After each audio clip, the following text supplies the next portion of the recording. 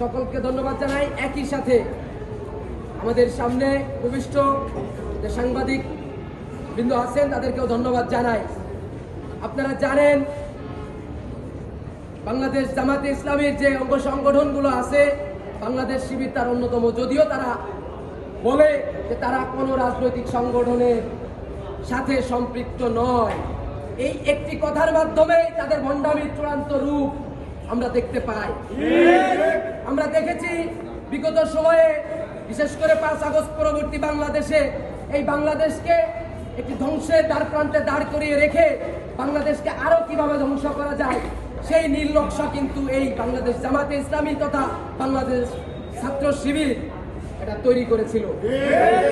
তার বাস্তব রূপ আপনারা এখন দেখতে পাচ্ছেন।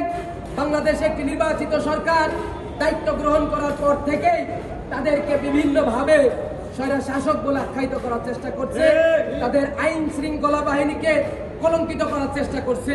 আপনারা দেখেছেন তাদের পরিচয়কে গোপন রেখে কিভাবে বাংলাদেশে অপরাজনীতি পরিচালনা করছে। আপনারা দেখেছেন বাংলাদেশ ছাত্র শিবিরের কেন্দ্রীয় দায়িত্ব প্রাপ্ত একজন নেতা, যে কিনা একটি নারীর সাথে ধর্ষণের মতো ঘটনার সাথে জড়িত হয়ে নিজেকে আত্মগোপনে রেখে বাংলাদেশ আইন শৃঙ্খলা বাহিনী অর্থাৎ নিরাপত্তা বাহিনীকে কলঙ্কিত করার জন্য গুমের মতো একটি ঘটনাকে তারা সাজিয়েছিল, সেই নাটক সাজিয়েছিল তারা। আপনারা দেখতে পেয়েছেন সেই নাটক যখন সামনে আসতে শুরু করেছে তখন দেখেছেন ডক্টর শফিক, নীলক্ষেতের বিবি সাদিক কায়েমের চেহারার দিকে তাকিয়ে তাদের কি অবস্থা, তাদের কি লজ্জা হয় না? এইভাবে মিথ্যাকে, ধর্ষণকে তারা কিভাবে প্রশ্রয় দেয়?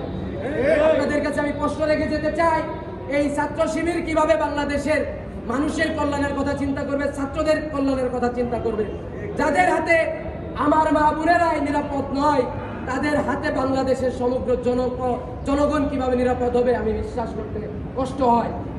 আপনারা দেখেছেন 71 থেকে 26 এই সময়ের মধ্যে শিবির নিজেকে ইবলিস হিসাবে প্রতিষ্ঠিত করেছে। সেই ইবলিসের সংজ্ঞা কি?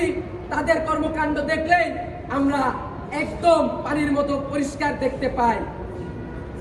আমাদের সারা বাংলাদেশের সমস্ত শিক্ষা প্রতিষ্ঠানে বাংলাদেশ জাতীয়তাবাদী ছাত্র দলের প্রত্যেকটা নেতাকর্মীর পরিচয় উন্মুক্ত এবং গর্বের সহিত আমরা আমাদের পরিচয় দিয়ে আমরা আমাদের রাজনীতি করেছি। শিক্ষাঙ্গনকে শৃঙ্খলা রাখার জন্য, বিশৃঙ্খলা মুক্ত রাখার জন্য আমরা ঐক্যবদ্ধভাবে কাজ করার চেষ্টা করেছি, কাজ করে যাচ্ছি।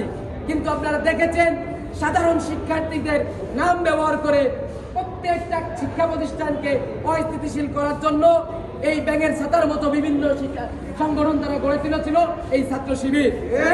আমরা এখান থেকে বলতে চাই আপনারা এই অপরাজনীতি থেকে সরে আসুন, তা না হলে সারা বাংলাদেশের ছাত্র সমাজ আপনাদেরকে প্রতিহত করবে, শিক্ষা প্রতিষ্ঠানে আপনাদের অবস্থান নিতে দিবে না।